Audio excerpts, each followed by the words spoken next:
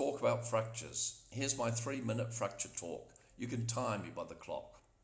I used to do it in 1 minute, but now as I get a little bit older, it takes me 3 minutes. So here we go. Time me. Well, I'm going to refer some notes to the side. What is a fracture? It's a break in the bone. Why treat a fracture?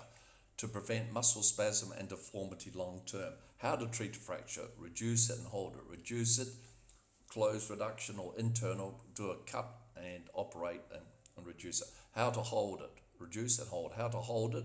Externally, external fixator, plaster, internally, plate, screws, rods. Which fractures you just about always operate on? Fractures involving the femur. The femur loves to be operated on. Multi-trauma, pathological fractures. Fractures involving joint surfaces. Fractures you just about never operate on. In general, people lack an understanding of post-op fracture care. That may be people mentally challenged. It may be people who are so unreliable, cannot follow your post-op instructions. And where facilities are not available, expertise is not available. Children's fractures differ from adult fractures because they involve a growth plate. That is, the bone is growing, so the growth plate can be damaged. Therefore, the fracture can end up shortened, the leg can be shorter, or the growth plate can partially damage the limb will angulate. That can be a problem. Shortening of the upper limbs, not such a problem in children. Complications of fracture. How am I doing, by the way, by time? You'll notice it's not too bad. Start from the skin. You can have blisters, fracture blisters. Go to the fat, usually no problems. Go to the veins, yes, big problem. DVT, huge problem. Arteries, you can have snaring of the arteries, particularly around the elbow. Nerve damage, yes, nerves can be damaged. Bone, complications of bony healing.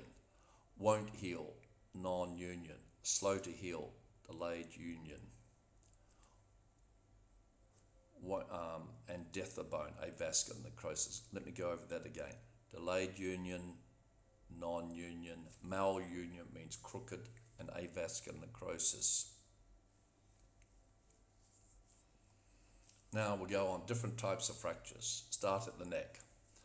Vertebral body fractures, how to treat them. Generally traction, reduce and hold. Maybe calipers in the skull, sometimes operate if there's pressure on the spinal cord. Thoracic spine, narrow canal. You have to get good reduction, often associated with neurological injury. Often you have to operate to reduce and hold. Lumbar spine, more capacious, greater, more forgiving, and if there's reasonable alignment and there's not too many bony fragments in the canal, you may get away with non-operative management. Pelvis, that's where you can bleed to death from the fracture. You may need to use special medication to stop on bleeding, and you need to get the bones realigned to stop bleeding. Children's fractures of the pelvis heal perfectly. Adults need to be realigned. External fixator, plates across the front, plates across the back. Fractures of the acetabular cup of the hip, prone to osteoarthritis, need to get them in good position. Fractures of the femur, just about all need to be operated on. They do very well without any surgery.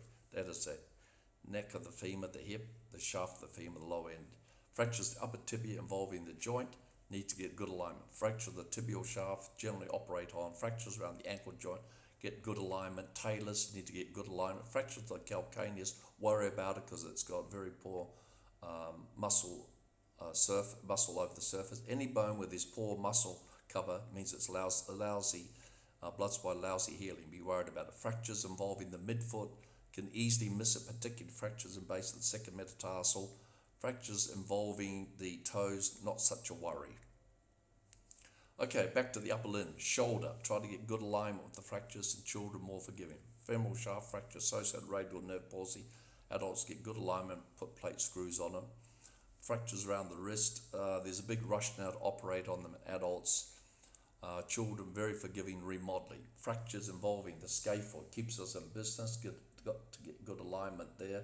Fractures involving the carpal bones, the radial side of the wrist, tend to get good alignment. Watch out for dislocation of the capitate. On the ulnar side, more forgiving. Fractures of the metacarpal, you need to get good alignment, a little bit more forgiving out here. Fractures involving MCP joints need to get good alignments. PIP joints need to get good alignments, otherwise they'll be stiff. DIP joints more forgiving. Fractures involving the thumb, try to get good alignment, particularly MCP joint and the IP joint. Hey, that's it.